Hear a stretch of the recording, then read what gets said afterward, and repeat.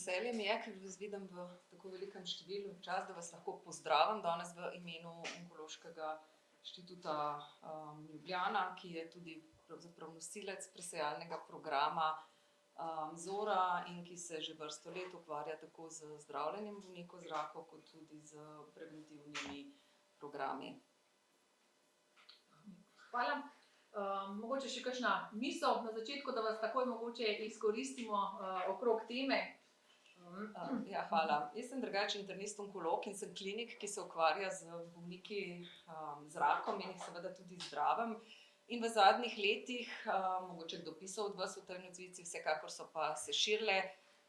Predvsem v zadnjem letu imam zelo veliko vprašanj bolnikov, ali lahko dobim cepivo za raka. V svetu so preko nekih kliničnih testiranj prišla 3 cepiva za rak melanoma, ki je v fazi registracije, pljučnega raka in pa rak trebušne slinavke, ta je malo dalj v razvoju, ki seveda bojo spremenila zdravljenje teh bolnikov, ampak bolnikov, ko so že zboleli in imajo odstranjenega raka. Navdušenje je veliko, tudi navdušenje vas, ki pišete o tem. Po drugi strani sem pa razmišljala ob seveda mojih bolnikih, kako je bistveno manjše navdušenje ob tem, da imamo že več kot 10 let na voljo cepivo, ki lahko prepreči določene vrste raka, 6 vrst raka. In dejansko sploh ne bojo zbolevali. Navdušenje za to daleč manjše ali skoraj ga ni, da rečemo navdušenja, precepljenost pa okoli 50%.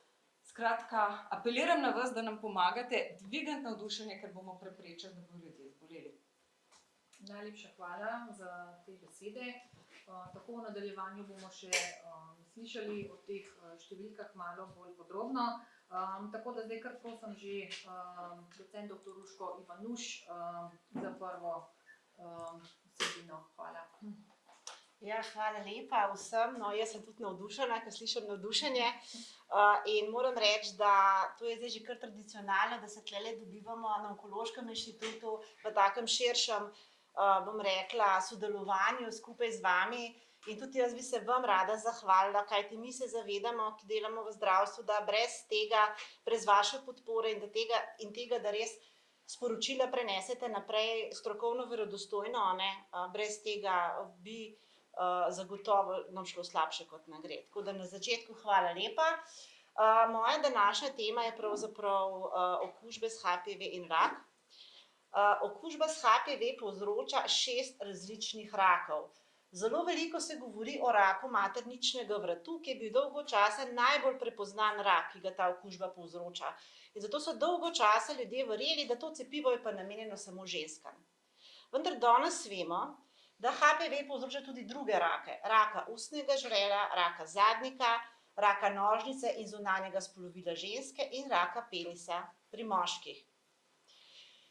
Poleg tega okužba s HPV na materničnem vratu povzroča tudi predrakave spremembe, ki jih odkrivamo in zdravimo v okviru programa Zora, in teh je precej veliko.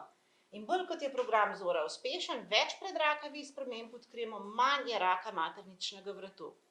Če pogledamo številke, kaj te raki pomenijo za Slovenijo. V 10 letih okužba s HPV povzroči v Sloveniji okoli 1500 rakov pri ženskah, okoli 400 rakov pri moških in okoli 16 000 predrakavih sprememb materničnega vratu, ki jih zdravimo in s tem preprečujemo raka materničnega vratu.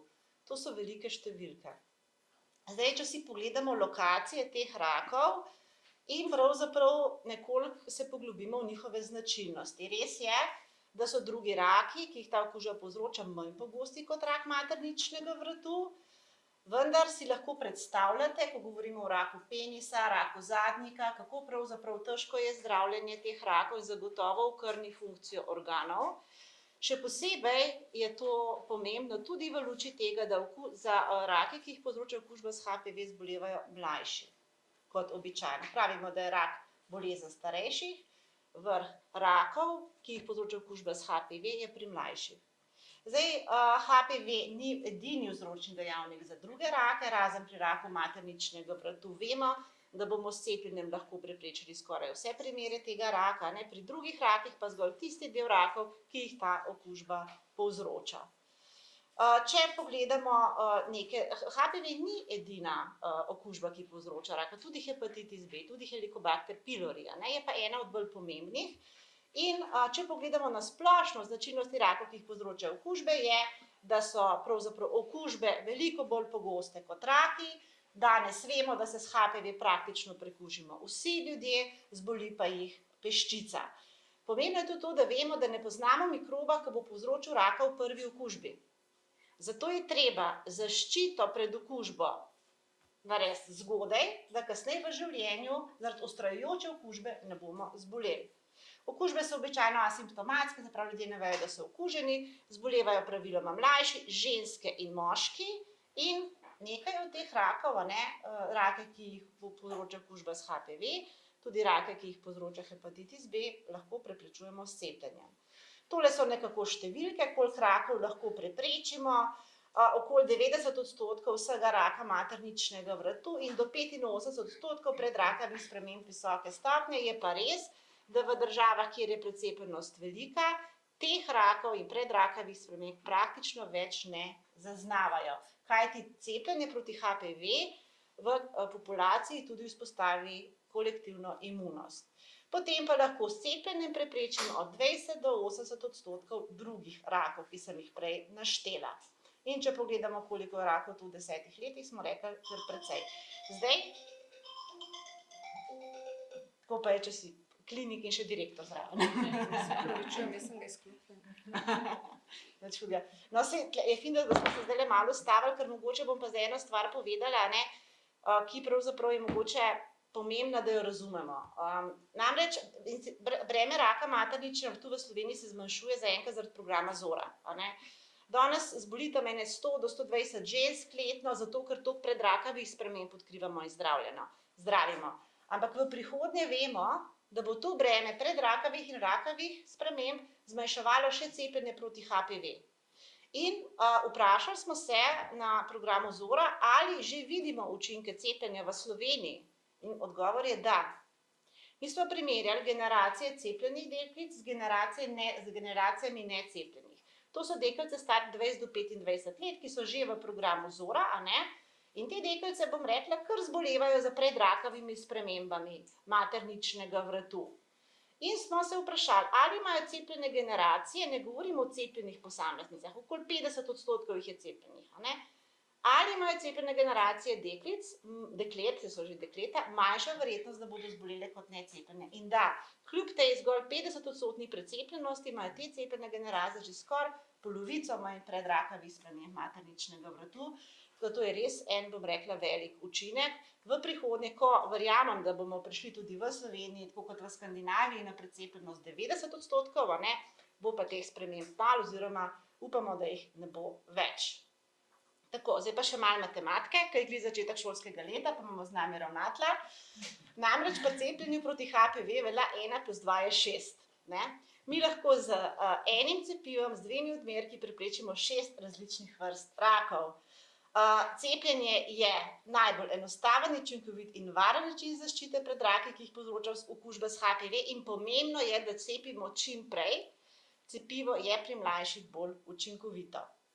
Zdaj, starši se tega dostikrat ne zavedajo, ko se odločajo o cepljenju, pa bi bilo fino, da bi vedeli. V lanskem letu smo v 5 razredih osnovne šole v Ljubljanski regiji izvajali predavanja za starše po šolah in smo starše vprašali po koncu predavanja, koliko se jih bo odločilo za cepljenje proti, ali bo vaš otrok cepljen proti HPV. In nismo bili presenečeni, Pravzaprav mi si mislimo, da so ljudje proti cepljenju. Zelo malo ljudi je res proti cepljenju. Tukaj je zgolj 1% staršev rekel, res ne bom cepil.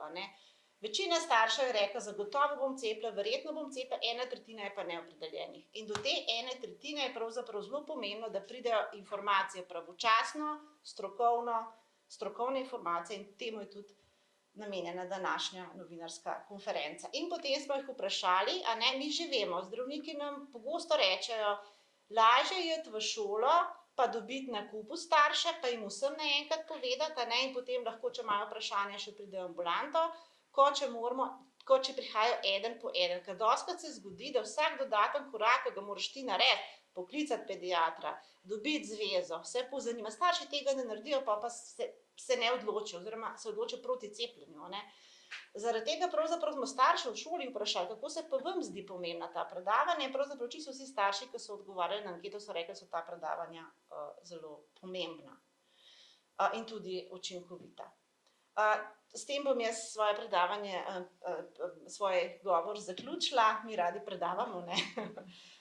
Tukaj bi še opozorila, Zveza slovenskih društev za boj proti raku in Onkološki inštitut Ljubljana imata kar nekaj gradiv na spletnih straneh.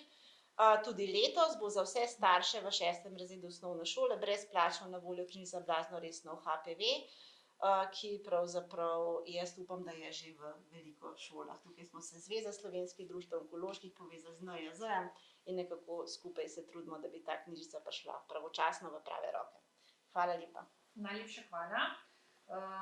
Da je cepljenje proti HPV varno in učinkovito, nam bo zdaj predstavila najlepši Gorjoko. Zdaj tudi jaz sem eno prezentacijo tako kratko pripravila, tako da bomo šli kar skozi.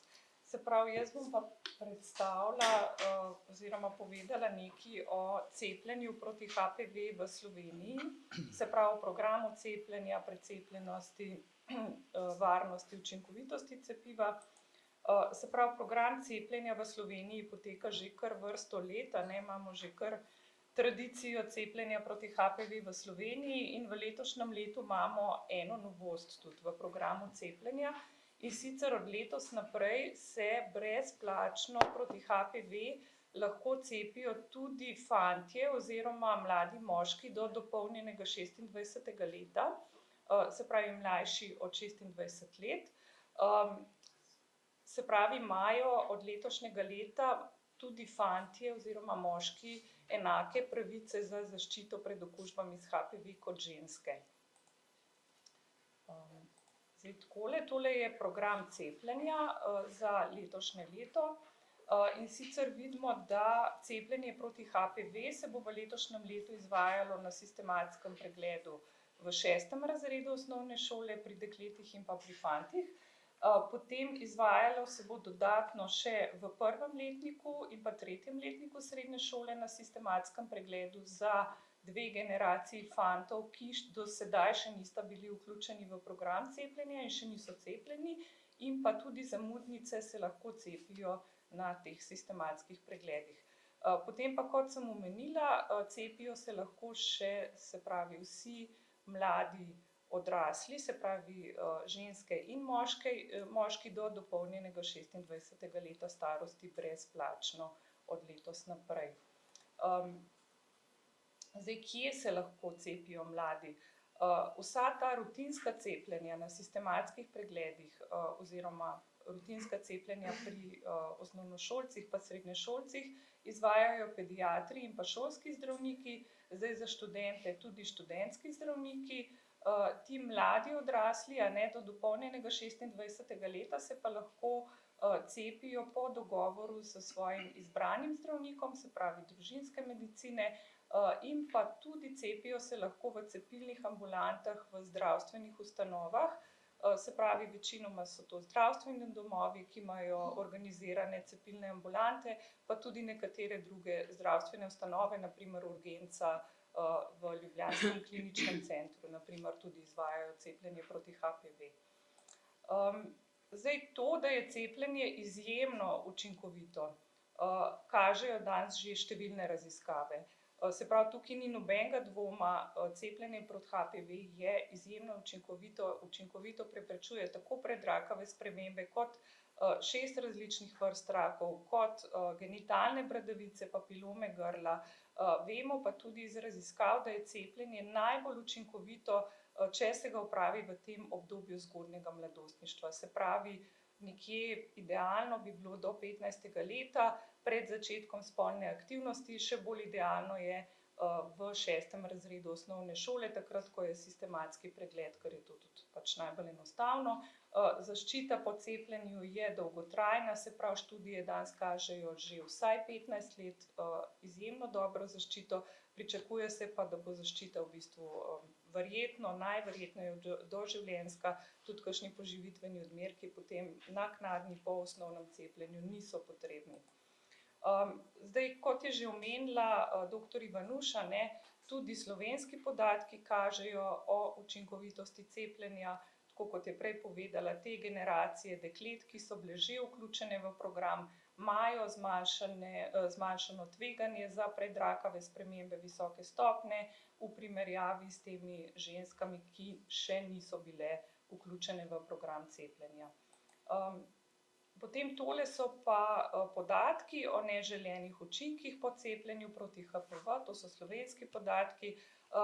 Tako tuje raziskave kot podatki iz programov cepljenja po svetu, kjer je bilo do zdaj razdeljenih že več kot 100 milijonov odmerkov cepiv proti HPV, v bistvu vsi ti podatki kažejo, da so cepiva, se pravi, ne samo izredno učinkovita, ampak tudi izredno varna. Neželeni učinki so relativno redki, to vidite s te tabele, v Sloveniji je bilo do zdaj razdeljenih že več kot 260 tisoč odmerkov cepiv proti HPV, dobili smo pa v naš register približno 251 prijav neželenih učinkov po cepljenju in pa 4 prijave po sočasnem cepljenju proti HPV in pa drugim boleznim.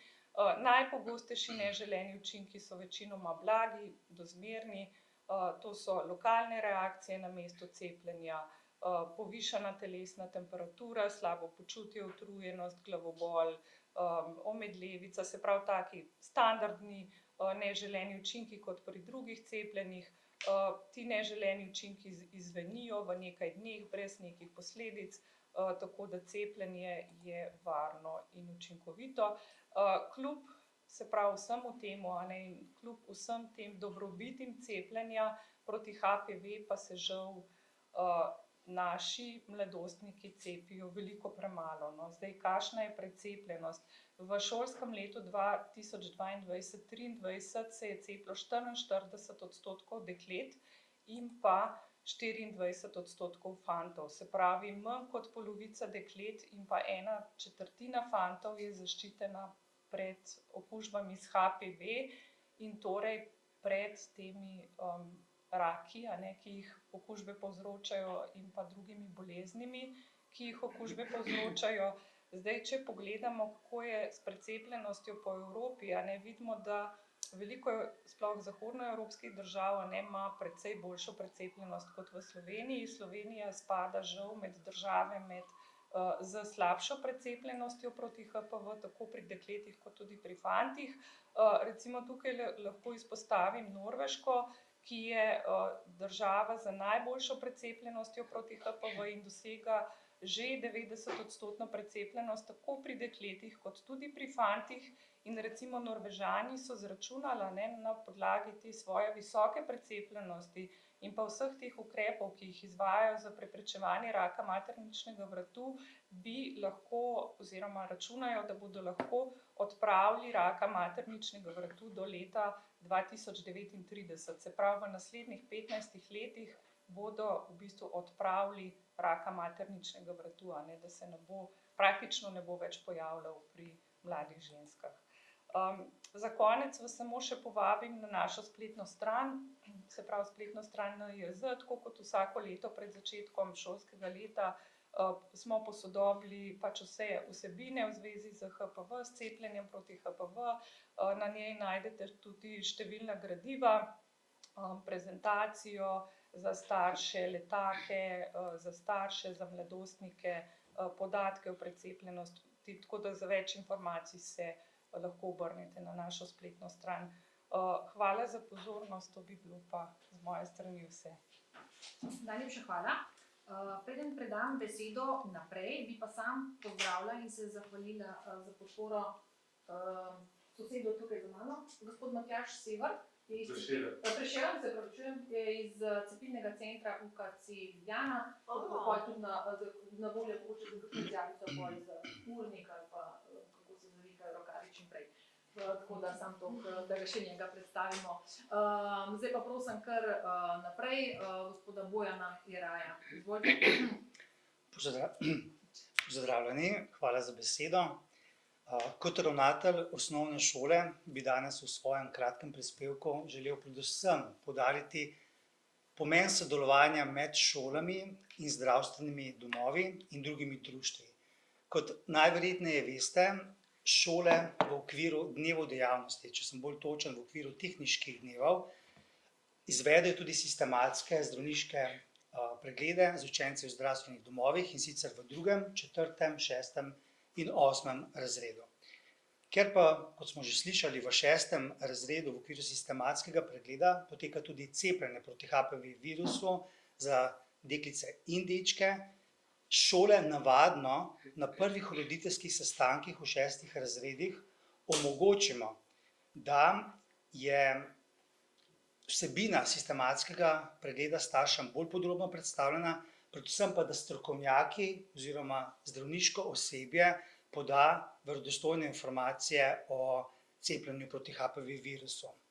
In zato sem mnenja, da je tudi šola pomemben prostor, kjer starši dobijo informacije, se jih ozavesti na tem področju. Starši tako na enem mestu izvedo od strokovnega osebja vse te pomembne informacije o cepljenju, kajti vemo, da so pogosto neki pomisleki, dvomi, ki jih lahko izrazijo, dobijo odgovore na morebitna vprašanja, tako da tisto, kar je zelo pomembno, tudi dobijo zelo pogosto še dodatne informativne brošure in na podlagi vsega tega se lažje odločijo, ali bodo podali pisno soglasje za cepljenje svojega otroka. Danes bi rad izkoristil in poudaril še ta velik pomen sodelovanja šol z različnimi društvi, kar se tiče ozaveščanja o sami bolezni rak, predvsem o otroškem raku. Na žalost se ne zgodi prav redko, da se tudi šole srečamo s primeri te bolezni med našimi otroki. Tudi sami imamo na naši šoli te izkušnje. In poleg tega, da je v tem času zdravljenja otroka izrednega pomena, da šola dobro sodeluje z bolnišnično šolo, je še toliko pomembnejši potem čas po okrevanju, ko se otrok postopoma vrača v šolski prostor med svoje sovrstnike. In takrat je zelo pomembno, da vsi dobro razumemo naravo te bolezni in tudi še morebitne omejitve, ki jih ima otrok, predvsem pa, da sovrstniki znajo in zmorejo skupaj z učitelji ustvariti neko prijetno in razumevajoče okolje za tega otroka.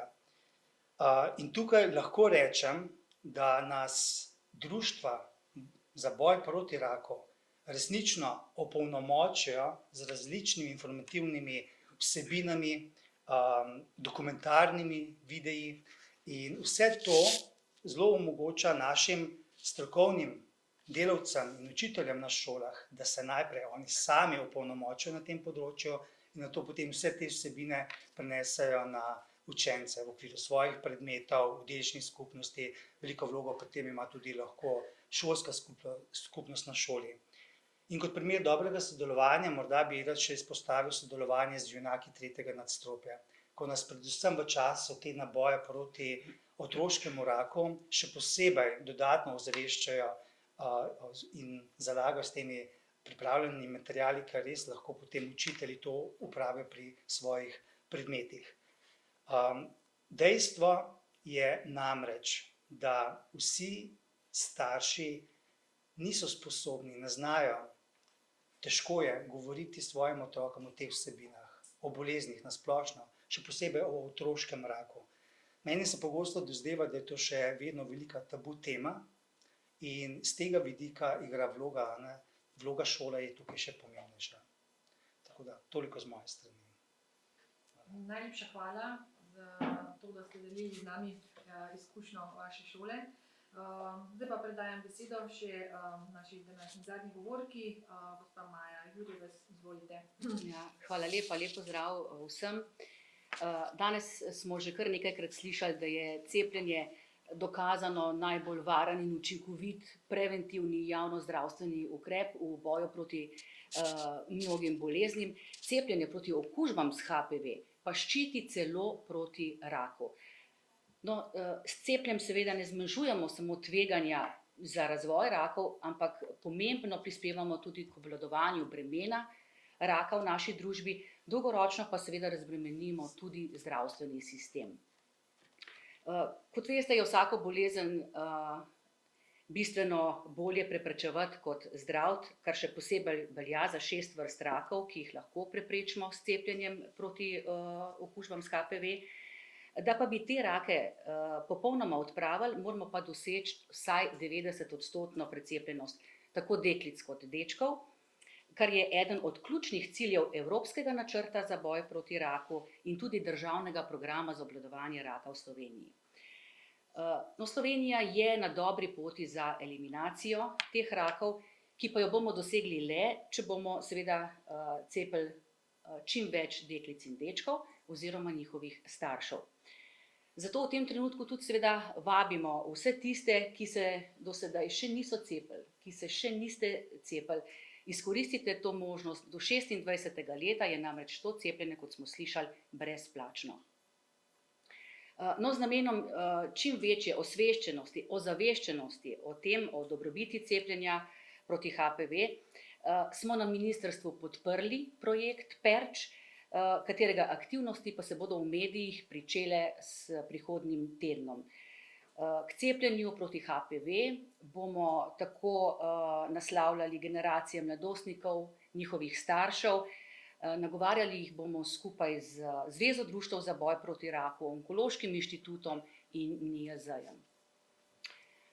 Jaz bi morda ob koncu samo še enkrat apelirala na to, da zaupamo stroki, zaupamo strokovnjakom, zaupamo uradni medicini in se odločimo za zaščito. Jaz si namreč popolnoma zaupam, zato imam tudi svojega sina, najstnika, cepljenega proti okužbam s HPV. Veste, včasih najstniki morda ne razumejo čisto dobro, ko jim rečemo okužbe s HPV, ampak zelo dobro pa razumejo, ko jim rečemo, da so zaščiteni proti raku. To pa zelo dobro razumejo. Prepričana sem namreč, da bi tudi mnogi tisti, ki se danes borijo z eno od teh vrst raka, bili zelo veseli, če bi se lahko zaščitili s cepljenjem, pa se takrat niso mogli. Ni bilo cepiva in te možnosti ni bilo. Danes cepivo je in seveda prosim, izkoristite to možnost, zaščitite se, zaščitite svoje najstnike in mladostnike in seveda na ta način tudi pravočasno poskrbimo za zaščito. Hvala lepa. Najlepša hvala tudi vam za te močne besede. Hvala vsem govorcem. Na tej točki zaključujem prvi del našega druženja z predstavitvami vsebin, ki smo vam jih želeli predati. Tako da zdaj vas pa kar vse pozivam, če je kakšno vprašanje, tudi govorce, če bi mogoče želeli še kaj dopolniti, ampak če je kakšno vprašanje, smo na voljo tudi za posamezne izjave, sigurno govorci, ampak če je mogoče kakšno vprašanje, da lahko zdaj za vse